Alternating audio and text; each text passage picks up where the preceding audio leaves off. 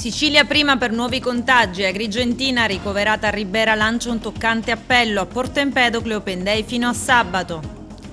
Prete originario del Palermitano finisce in carcere per prostituzione minorile, stessa accusa per la mamma di una delle vittime, tutti minori siciliani.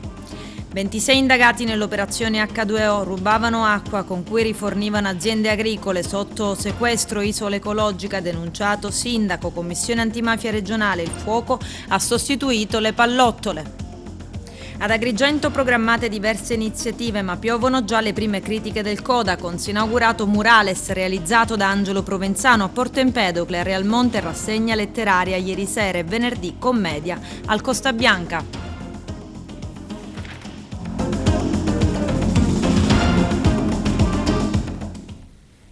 Bentrovati gentili telespettatori al nostro appuntamento con l'informazione. Come avete sentito dai titoli, la Sicilia è prima per nuovi contagi in Italia. I ricoveri sono all'11% e si rischia la zona gialla. Riscontrate 2 nuove varianti, prorogati gli Open Day fino al 24 agosto e al via anche i tamponi nelle farmacie. Il servizio di apertura è del nostro direttore Arturo Cantella. Sono 809 i nuovi casi di Covid-19 registrati nelle ultime 24 ore in Sicilia, a fronte di 14.296 tamponi processati nell'isola. L'incidenza risale fino al 5,7% per effetto del basso numero di tamponi. La Sicilia è di nuovo prima per nuovi contagi giornalieri in Italia. Gli attuali positivi sono 11.757 con un aumento di altri 408 casi. I guariti sono 395, mentre nelle ultime 24 ore si registrano 6 vittime. Il totale dei decessi sale così a 6.056. Sul fronte ospedaliero sono 370 ricoverati, 16 in più rispetto a ieri, mentre in terapia intensiva sono 32 ricoverati, 2 in meno. Nella nostra provincia i tamponi effettuati sono stati 506, rilevando un numero di casi positivi di 139 individui, di cui ospedalizzati 5, assistiti a domicilio 136, soggetti guariti 61, nessun deceduto.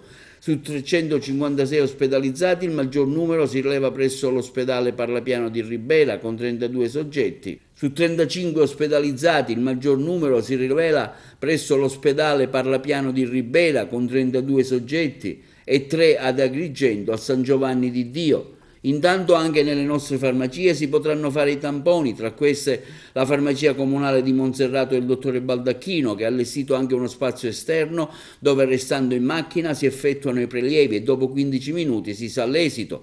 Buono il riscontro finora ottenuto da parte della farmacia, che ha raggiunto i 1000 tamponi effettuati. Buongiorno, allora sì, noi siamo già attivi con il servizio veramente da 3 settimane, è molto semplice. Basta venire in farmacia, sia che in macchina, facciamo accomodare il cliente direttamente sotto la postazione, così per evitare qualsiasi contatto il cliente rimane in macchina, facciamo la raccolta dati, dopodiché si esegue il tampone come un drive-in, quindi in tutta sicurezza, sempre con le dovute precauzioni, quindi mascherina, tutti i DPI necessari per il caso. Devo dire un ottimo servizio, stiamo riuscendo a sviluppare al meglio, questo grazie alla lungimiranza del dottore Baldacchino, che è stato proprio lui l'artefice e colui che ha spinto affinché facessimo i tamponi in farmacia. E stiamo dando veramente una risposta importante a tutta la cittadinanza, perché stiamo facendo veramente tanti tamponi e quindi questo ci permette uno screening accurato, oltre a dare appunto una mano nel contenere i casi e quindi la pandemia nella città di Agrigento. Ecco, i tempi di esecuzione, dottore? I tempi di esecuzione vanno dai 10 ai 15 minuti, tutto complessivamente, sia dalla raccolta dati che poi l'effettuazione del tampone fino alla refertazione. Rilasciamo pure il certificato che può servire per chi deve partire quindi in aeroporto, oppure per i matrimoni e quindi per il rilascio del Green Pass. Ecco, è consigliabile anche a chi è vaccinato fare un tampone, insomma può essere necessario talvolta? Devo dire purtroppo ahimè di sì, perché abbiamo avuto qualche caso di gente vaccinata che ha completato entrambe le dosi e che purtroppo è risultata positiva, pur non avendo però gravi sintomi, comunque asintomatico. Ecco, la gente che domande fa, insomma, la curiosità cosa li spinge, insomma, a fare, c'è un po' di titubanza oppure viene tranquillo? Allora la gente viene quando magari, soprattutto sì, per partire, quindi deve fare qualche viaggio, prendere l'aereo, per gli eventi che abbiamo detto dei matrimoni, battesimo, oppure perché sa di aver avuto un contatto negli ultimi giorni con un positivo, quindi viene, ci chiede a noi se è il caso di fare il tampone, noi giustamente diamo le dovute risposte, perché magari se il contatto è avvenuto il giorno prima non ha tanto senso fare il tampone l'indomani, ma bisogna aspettare dai 5-10 giorni e vedere poi, magari fare il tampone e vedere quindi se c'è positività o meno. Ecco, in questo lasso di tempo c'è stata una richiesta, se possiamo dare un dato così anche generico. Com'è? Un dato generico sull'affluenza, se c'è stata un'affluenza presso la vostra struttura, Sì, se ci può dare qualche numero. Insomma. A oggi sì, in abbondanti 2 settimane abbiamo fatto sui 1000 tamponi. E come hai deciso di fare il tampone? Per prendere l'aereo domani, è necessario per rentrare in casa. Dove vai? France, Marsiglia. Quindi ti trovi ad Agrigento casualmente? Sei ad Agrigento per turismo? Sì, turismo. Agrigentina ricoverata a Ribera per Covid lancia un toccante appello. Vaccinatevi. Vediamo. Salve a tutti, io sono ricoverata all'ospedale di Ribera perché ho avuto Covid, sono stata malissima, grazie alle cure del dottore Fulminante sto un po' meglio.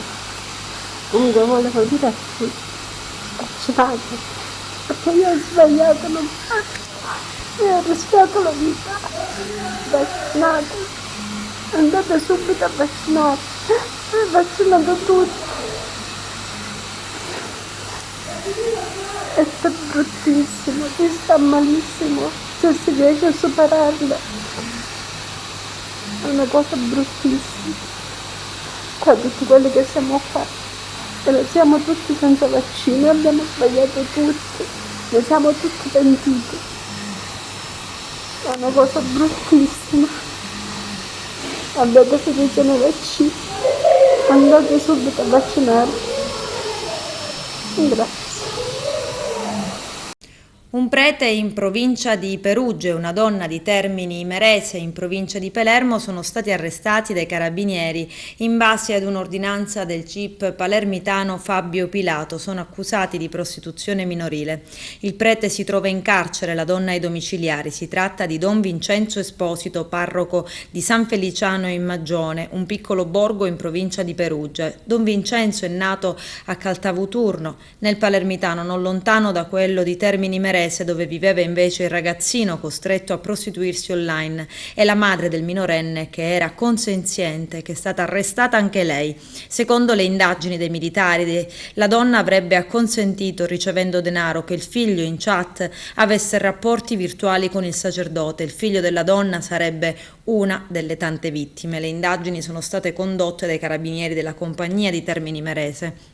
Le richieste del prete, arrestato per abusi online su ragazzini contattati sui social, sarebbero state molto esplicite. Il sacerdote chiedeva video e videochiamate in cambio di pochi euro o di favori come la ricarica della carta prepagata. Adesso il prete, originario di Caltavuturo, si trova nel carcere di Spoleto. Il prete avrebbe fatto leva sul disagio sociale dei ragazzini e delle loro famiglie per richiedere foto e video.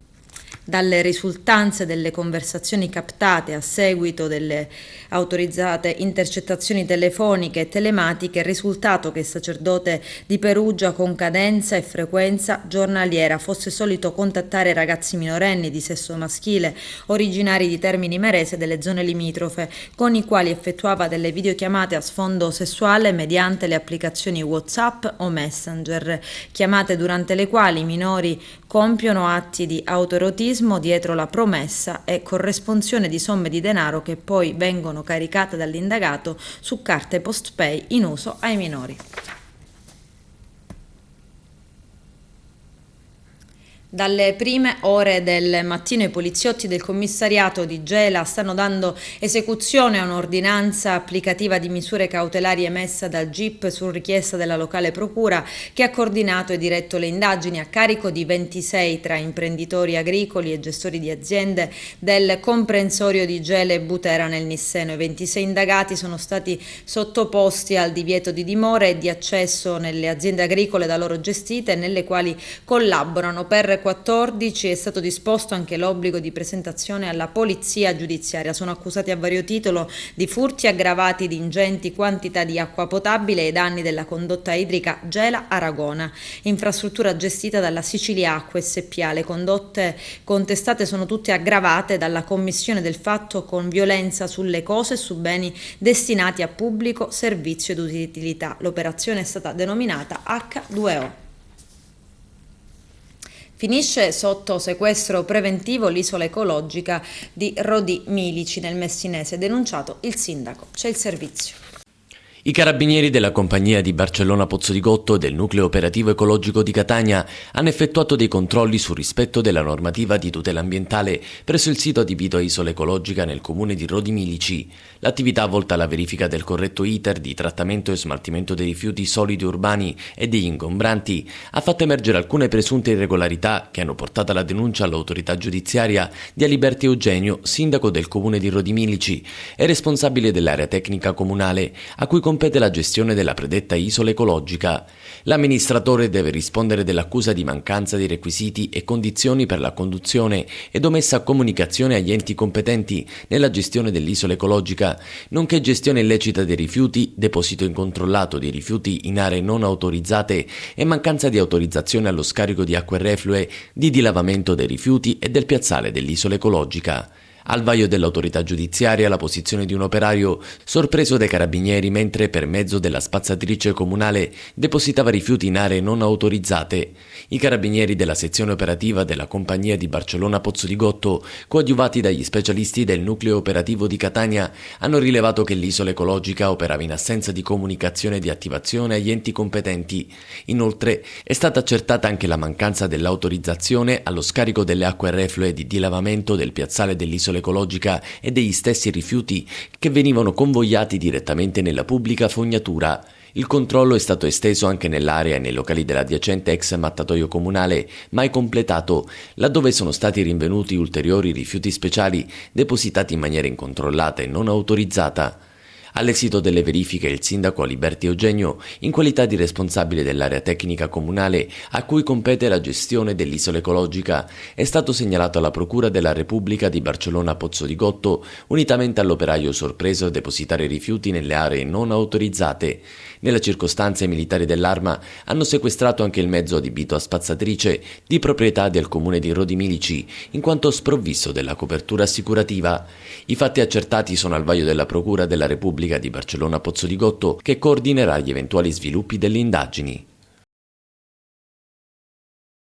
In Sicilia imperversa disastrosamente l'emergenza incendi e la Commissione regionale antimafia, presieduta da Claudio Fava, è giunta a una conclusione. La criminalità organizzata ha mutato la sua strategia, il fuoco al posto delle pallottole. La commissione si è riunita in trasferta a Caltagirone, in provincia di Catania, nella sede dell'impianto di raccolta e smaltimento rifiuti Calat Ambiente, appena devastato da un incendio. Claudio Fava ha affermato: dobbiamo prendere atto che in Sicilia non sono i barbecue e le sterpaglie che provocano questi incendi, siamo di fronte a un 98-99% di dolo nei roghi che sono scoppiati quest'estate. E poi ha aggiunto: in Sicilia si usano i roghi più delle pallottole quando c'è da contrastare avversari pericolosi o da sopprimere interessi e contenziosi. Ad esempio c'è da fare una riflessione, prosegue, su quello che sta accadendo sul fotovoltaico, ovvero una ricerca spasmodica di terreni da acquistare a 30.000 euro ad ettaro, con 200 progetti già presentati alla regione siciliana per impianti di fotovoltaico con ingenti finanziamenti che stanno per arrivare nell'assenza assoluta di misure che gestiscano una salvaguardia del territorio, quindi in condizione di totale anarchia normativa, ha concluso Fava. Un anno dalla tragedia di Viviana e Gioele, lacrime e rabbia dei familiari, non ci arrendiamo. La famiglia Mondello continua a chiedere che sia fatta piena luce su quanto accaduto nel bosco di Caronia. A Venatico la cerimonia organizzata da papà Daniele Mondello per chiedere verità e giustizia dopo la richiesta di archiviazione avanzata dalla procura. Slittano ancora i funerali. C'è il servizio. Una fiaccolata ha ricordato ieri sera a Venetico Viviana Parisi e il piccolo Gioele. Era il 3 agosto del 2020 quando madre e figlio sparivano nei boschi di Caronia. Solo dopo numerosi giorni di ricerche i due venivano ritrovati senza vita e in avanzato stato di decomposizione. Ieri in tanti, con la fiaccolata, hanno voluto commemorare le due vittime. Un dramma che ha sconvolto tutti e sul quale ha cercato di far luce la procura di Patti, che nei giorni scorsi ha chiesto l'archiviazione. Tante le ipotesi analizzate dagli inquirenti che alla fine non hanno trovato responsabilità di terzi sulla tragedia. Le ricerche, alle quali presero parte anche tanti volontari, andarono avanti per settimane e si concentrarono sulle campagne di Caronia, dove alla fine avvenne la terribile scoperta. Prima venne trovato il corpo di Viviana e poi, qualche giorno dopo, quello del piccolo Gioele di appena 4 anni. Un dramma che viene raccontato così sui social da Daniele Mondello, marito di Viviana e papà di Gioele. È passato esattamente un anno da quella mattina in cui vi vidi per l'ultima volta. Dopo quegli sguardi, quella colazione, quella mattinata apparentemente normale, tutto è cambiato. Ogni istante è stampato nella mia mente. Tutto normale finché non ricevetti quella chiamata ed iniziò la fine di ogni cosa. Nelle 2 settimane successive, continua Daniele Mondello, ho pensato qualunque cosa, messo sottosopra ogni luogo possibile per trovarvi. Non mi sono mai voluto arrendere all'apparenza e alla realtà che è stata dipinta. Ti hanno descritto in ogni modo, Viviana, ma io so chi sei e chi ti vuole bene e ti conosce, sa come realmente stanno le cose. Tu che hai sempre dato tutto per la nostra famiglia senza risparmiarti, non sei quella che è stata dipinta da molti. Ho voluto lottare per questo perché voglio capire cosa è realmente accaduto quella mattina. Adesso hanno deciso di chiudere le indagini e di fermare tutto, dando a questa terribile storia un finale sbagliato. Ma non mi fermo, non riesco ad accettare nulla di tutto questo. A distanza di un anno non riesco ad accettare cosa sia cambiato tutto in pochi istanti. Voglio dire grazie a chiunque in questi mesi ha dimostrato affetto nei confronti di Viviana, Gioele e me. Non mi fermo qui, non accetto che rimangano degli interrogativi su cosa è realmente accaduto. Finché sono vivo, conclude Daniele Mondello, andrò avanti con la mia battaglia per la verità. Al culmine di una lite avrebbe colpito la vittima con un bastone. Adesso un bracciante agricolo di 37 anni di Grotte nell'Agrigentino è stato denunciato dai carabinieri per lesioni personali e violenza privata. A fare scattare le indagini è stata la denuncia di un quarantenne che lo scorso 2 agosto si è presentato in caserma raccontando di essere stato aggredito nei giorni precedenti da un concittadino. Secondo quanto ricostruito dagli uomini dell'Arma, il 27 luglio scorso, durante un diverbio nato per futili motivi, il bracciante agricolo avrebbe colpito il quarantenne con un bastone provocandogli una ferita al labbro. La vittima, immediatamente soccorsa e condotta in ospedale ad Agrigento, è stata dimessa con 15 giorni di prognosi per l'aggressore e così scattata la denuncia.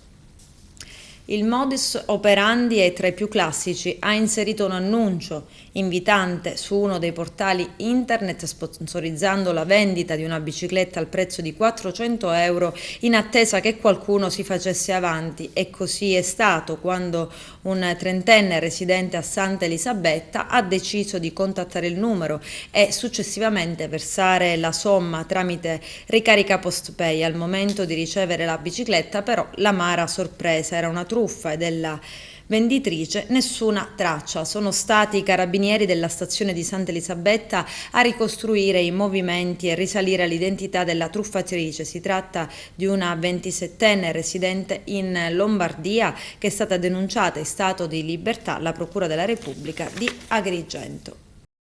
Il Consiglio Comunale ha già votato 3 volte sul no all'aumento delle tariffe Tari, ben 3 volte nel mese di luglio, l'ultimo proprio a ridosso della scadenza, e quindi il Consiglio Comunale in questo momento, come dire, è l'utile idiota che dovrebbe essere considerato dal sindaco come lo strumento definitivo per continuare a fare la sua campagna elettorale, la sua propaganda sulle spalle della gente, sui servizi della città e sulla disperazione dei lavoratori.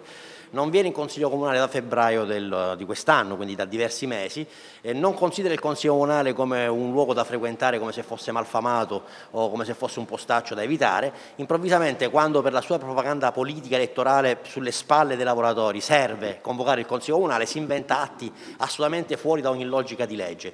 Questa determina che ha firmato nella notte dell'altro ieri, ieri sera, con la quale chiede la ratifica del Consiglio Comunale, è una determina che è al di fuori di ogni logica di legge, per un semplice fatto: per il potere di bocciare o approvare il piano Tari con le tariffe, la legge lo ascrive soltanto al Consiglio Comunale. Il sindaco del De Luca non può firmare nessuna ordinanza di quel tipo che ha firmato ieri, che lui stesso valida il piano tariffario. Lui fa le leggi, lui le approva, lui le fa eseguire, lui le interpreta.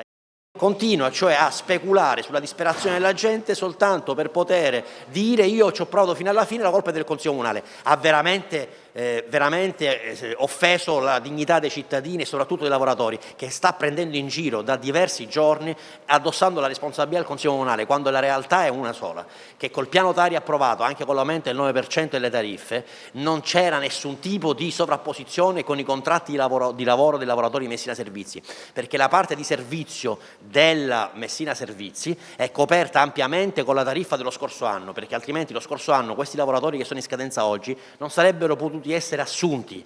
Ecco perché oggi quegli 8 milioni in più di euro che il sindaco chiedeva erano tutto fuorché necessari per i contratti di lavoratori dei Messina Servizi. Bisogna dirlo alla città, perché sta giocando sporco, sta giocando facendo campagna elettorale sulla spalle delle persone. La mia posizione resta sempre quella già espressa in seno al Consiglio Comunale. Sarà sempre e comunque no, premesso che poi ho fortissimi dubbi sulla valenza giuridico-amministrativa di quest'atto che è stato predisposto dal sindaco, per cui ovviamente mi riservo poi di verificarlo nella sua completezza. Ma chiaramente la posizione non cambia, francamente non stiamo capendo questo astioso braccio di ferro con il Consiglio Comunale, che per ben 3 volte ha bocciato questo piano economico finanziario. Registro ovviamente che ormai si sta sviluppando un clima che non fa bene alla città, che non giova. Ovviamente la mia solidarietà va anche al collega Pagano, che è stato fatto oggetto di un atto intimidatorio. Dunque non all'aumento, e allora il sindaco dovrebbe prendere atto di questo orientamento. 48 milioni di euro non bastano per poter garantire i servizi? Evidentemente no. Il Consiglio di amministrazione non riesce con questi soldi a garantire un servizio efficiente alla città, ma purtroppo il Consiglio ribadisce che non c'è nessuna intenzione di continuare a mettere le mani in tasca ai messinesi. L'imposta di soggiorno verrà utilizzata per il rilancio della città di Agrigento. Sono state messe in cantiere una serie di iniziative che avranno una grande ricaduta nel rispetto del regolamento e delle finalità per cui è stata introdotta l'imposta, e quanto stabilito dalla Giunta Comunale, che ha deliberato per l'anno in corso una spesa di 265.000, il massimo spendibile, dei 384.000 euro provenienti dal Ministero dell'Interno, nonché dei 42.000 euro provenienti dalla tassa di soggiorno. Arturo Cantella. L'imposta di soggiorno verrà utilizzata per il rilancio della città. Sono state messe in cantiere una serie di iniziative che avranno una grande ricaduta nel rispetto del regolamento e delle finalità per cui è stata introdotta. A dichiararlo è il primo cittadino di Agrigento, Francesco Miccichè. E infatti quello stabilito dalla Giunta di Agrigento, che ha deliberato per l'anno in corso una spesa di ben 265.000 euro, il massimo spendibile oggi, dei 384.000 euro provenienti dal Ministero dell'Interno, nonché 42.000 euro provenienti dalla tassa di soggiorno. Per l'amministrazione Miccichè investe l'imposta per promuovere il territorio e migliorare l'offerta turistica.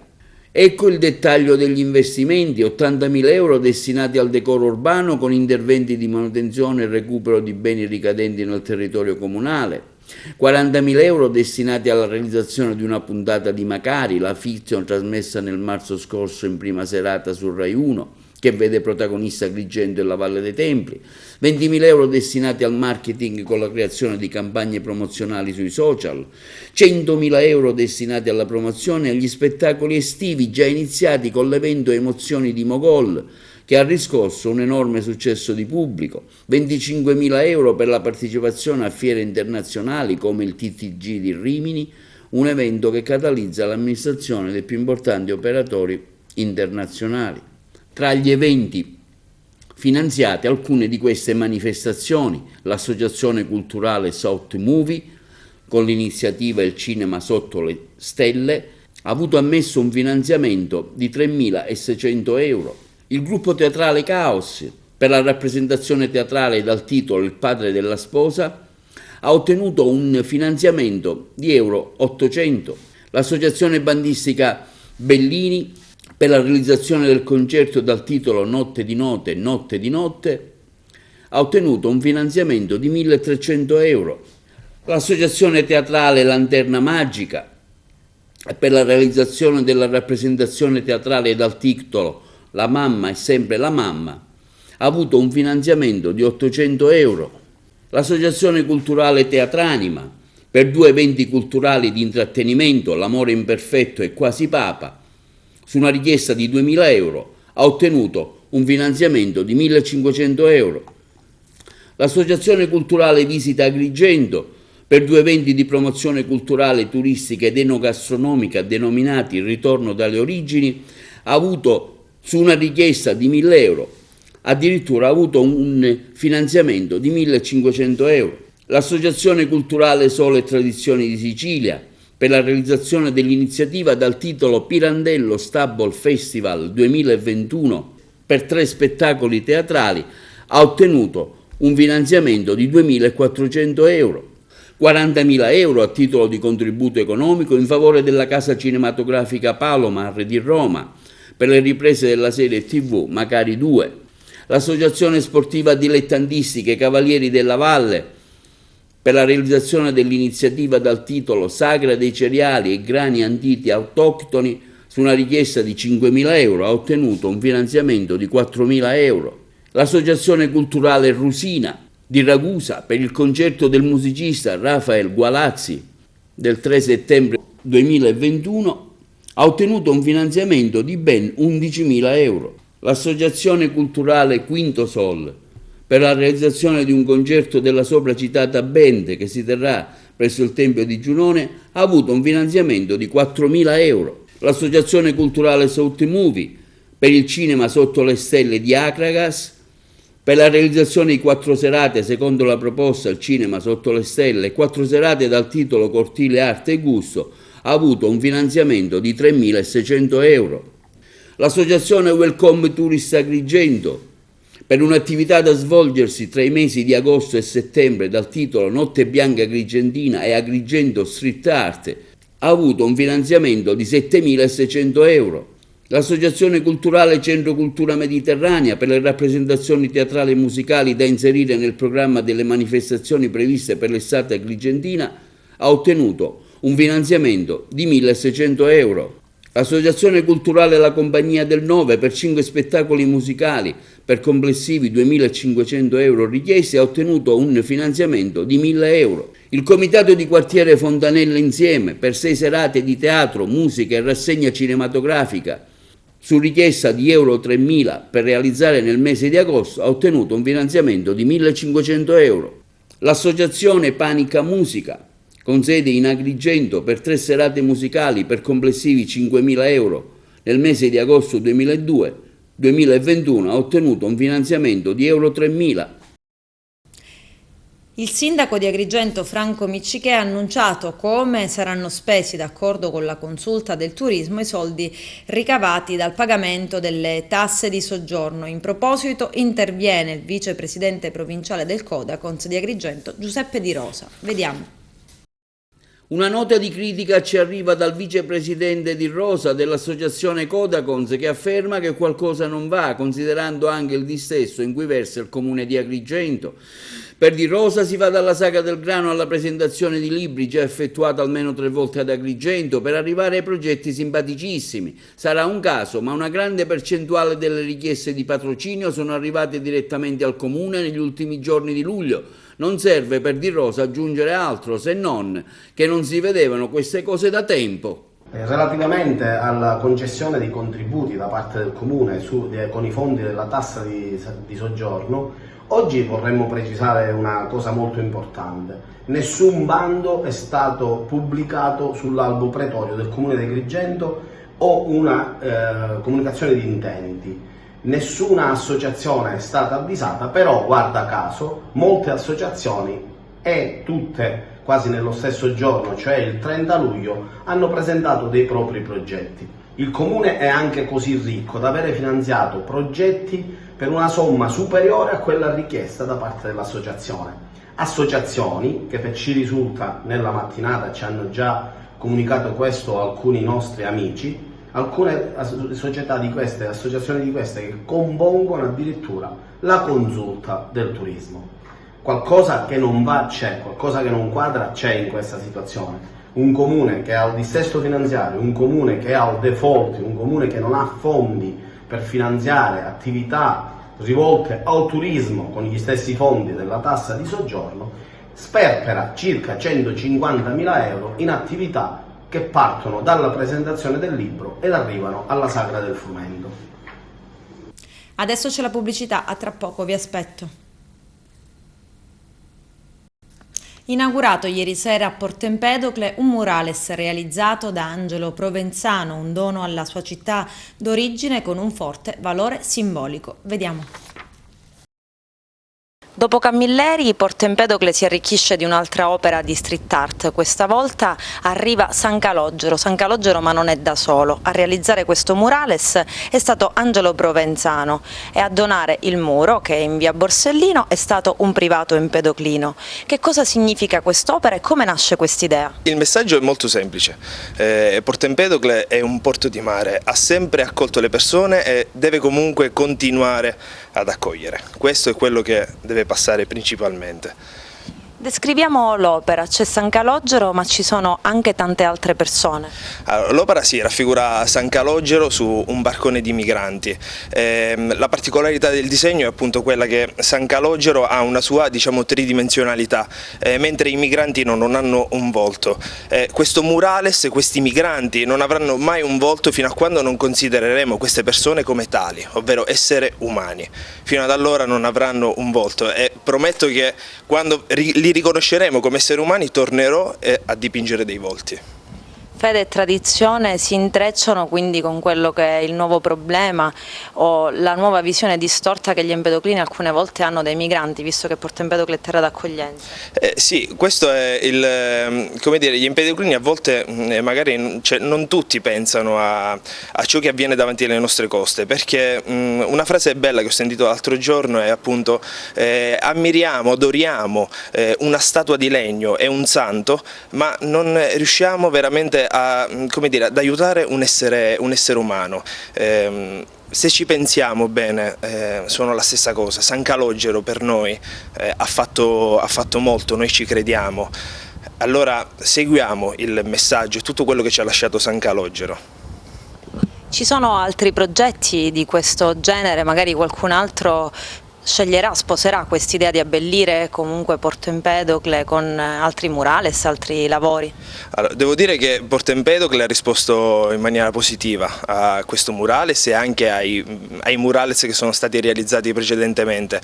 Molti privati si sono messi a disposizione, mettendo a disposizione quindi dei nuovi muri per altre opere. Adesso non posso svelare niente, ma in un futuro prossimissimo sicuramente ci saranno altre opere da realizzare. Chi è Angelo Provenzano? Possiamo dire che è un ragazzo che a sua volta in un certo senso è migrato fuori, nel senso che Angelo Provenzano è empedoclino, ma ormai vive al nord da qualche anno.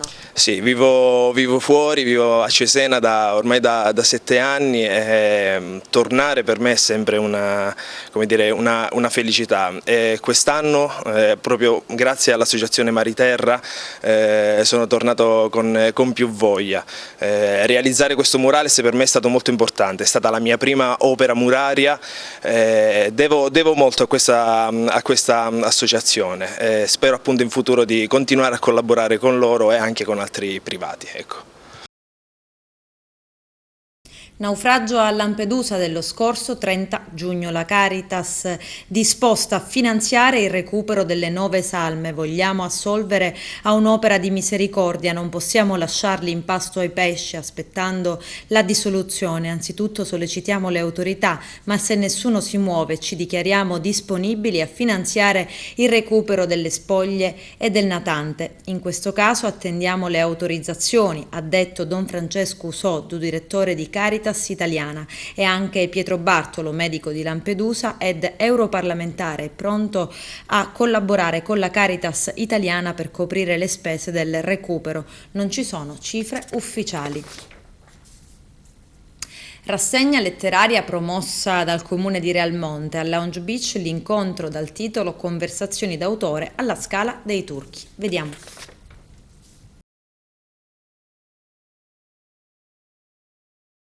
Canogero Conigliaro, il secondo appuntamento di questo incontro con alcuni scrittori della nostra provincia e non solo, un momento di incontro tra chi legge, chi ascolta e chi scrive. Sì, questo è il secondo appuntamento della rassegna letteraria che è stata organizzata dal comune di Realmonte e che io sto curando, sono 5 appuntamenti. Questa seconda iniziativa vede 3 autori locali ma che sono conosciuti ormai un po' dappertutto. Abbiamo Pascal Schembri, che è uno scrittore italo-francese, i suoi libri vengono scritti sia in francese che in italiano, quindi, e poi abbiamo Giuseppe Mallia, che ha scritto di un libro che parla delle tradizioni e degli antichi dialetti della nostra terra, e poi Nenè Sciortino, che è uno dei più famosi cantautori di musica popolare siciliana, e tutti e 3 hanno in comune di essere cittadini di Realmonte. Quindi questa è una serata dedicata proprio all'identità, rivolta con libri scritti da personaggi locali per il territorio, ma anche dei personaggi che ormai sono conosciuti a livello internazionale, ma che partono sempre dalla città di Realmonte. E poi abbiamo questa location bellissima, il Lounge Beach della Scala dei Turchi, che ci permette di far vedere anche ai nostri ospiti quali bellezze paesaggistiche siano presenti a Realmonte. Questa manifestazione, giunta al secondo suo appuntamento, ha la caratteristica appunto di essere movibile, nel senso che scegliete varie location un po' particolari del territorio realmontino e viene inserita nell'ambito delle iniziative estive che il Teatro Costa Bianca, Scala dei Turchi, insomma il Comune di Realmonte organizza. L'idea è quella di valorizzare le location facendo un partenariato fra Comune di Realmonte con le iniziative di Costa Bianca 2021 e i locali che si trovano proprio in queste location straordinarie. Abbiamo Lounge Beach e la Scala dei Turchi, ma abbiamo anche la Baia di Lido Rossello, il Kainon di Capo Rossello, dove si vede il faro e tutto il panorama. Quindi sono location straordinarie che arricchiscono questi appuntamenti culturali grazie a un partenariato appunto tra comune e privati. Ecco, ne ricordiamo qualcuno dei prossimi appuntamenti? Il 20 di agosto ci sarà Aditi, scritto da Alberto Todaro e con le fotografie di Nuccio Zicari, e la storia della missione che c'è in Tanzania. E poi abbiamo il 26 il giudice Guarnotta con C'era una volta il pool antimafia, ci sarà a presentare il libro Gero Tedesco del Giornale di Sicilia. E poi il 4 di settembre ci sarà il professore Cottone e faremo una serata proprio sulla storia, su Tamburello, che era uno storico del passato di Realmonte, quindi sull'identità della città di Realmonte con tutta una serie di soggetti culturali.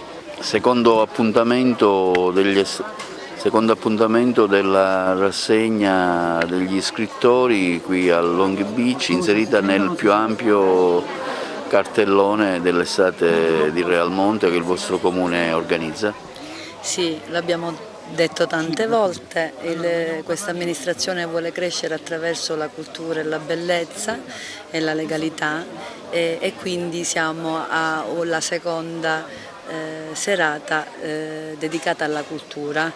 Questa sera si presenteranno 2 testi, abbiamo lo scrittore Schembri e Mallia e quindi continuerà questo bellissimo percorso iniziato con la strada degli scrittori all'insegna della memoria che diventa vero e proprio patrimonio. Tanti gli eventi anche che si registreranno all'interno di Costa Bianca con nomi di eccellenza, ma non solo, teatro, musica dedicata agli over 65, insomma ce n'è per tutti i gusti. Sì, quest'estate abbiamo pensato a una ricca programmazione compatibilmente con la normativa anti-Covid e per questo io mi appello alla responsabilità dell'intera cittadinanza e dell'intera collettività. Si può vivere, lo abbiamo detto più volte, si può continuare a fare arte e cultura, a promuovere i territori, ma ciò deve essere fatto nel rigoroso rispetto della normativa e delle regole. A Realmonte, al Teatro Costa Bianca, venerdì prossimo 6 agosto alle ore 21 a cura dell'Associazione Concordia sarà in scena la commedia E si capitassi a Tia Arturo Cantella.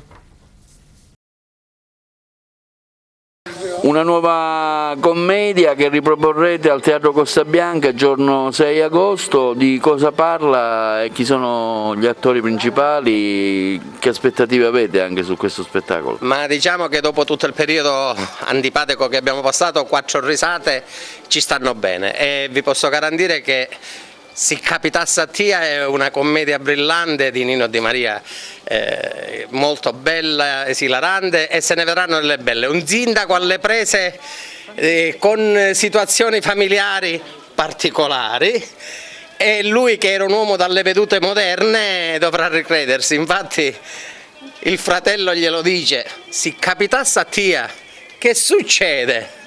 E questo è tutto.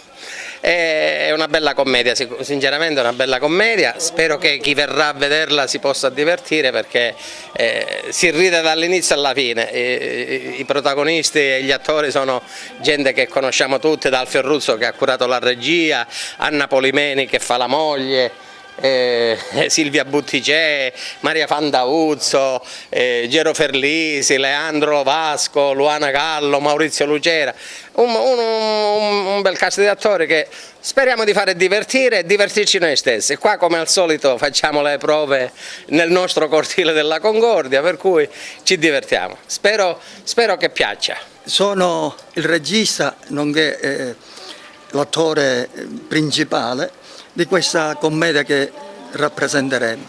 E se capitasse a Tia, e se capitasse a Tia, ascoltate a mia, è meglio se non capita, perché quando capita, lo vedrete che cosa capiterà, quando chi verrà a vederlo. Parliamo del cast? Sono diversi gli attori, uno fra i principali c'è Gero Ferlisi, c'è Silvia Butticè, Maria Fandauzzo, Luana Gallo, Leandro Lovasco e Maurizio Lucera, tutti giovani, meno giovani, ma volenterosi e bravi. Dove riproporrete questo spettacolo? A Costa Bianca di Realmonte, giorno 6, intorno alle 21:30. Quindi vi invitiamo a venire e se vi piacerà lo spettacolo ad applaudirci. Maria Fantauzzo, attrice, parliamo della commedia, anche della tua parte, che farai? Io sono la moglie del fratello, quindi la cognata del sindaco. Io condivido le idee di mio marito, un po' retrograde, però nel mondo in cui vivevamo, voglio dire, ci stava benissimo. È tutta una commedia molto divertente veramente venite e vi divertirete, questo è più che sicuro. Ora qui c'è l'altra mia cognata, questa è Nubile, che ha la sua storia. Io interpreto la sorella del protagonista principale, che poverina è caduta inciampata in un inconveniente e il fratello ne vuole conto e soddisfazione. Venite numerosi, vi divertirete, sicuramente sarà una bella serata. Dopo questo periodaccio è bello stare fuori e condividere un attimo di allegria e di serenità. Con questo è tutto, termina qui l'edizione del telegiornale. Grazie per la gentile attenzione e per essere stati con noi. A presto.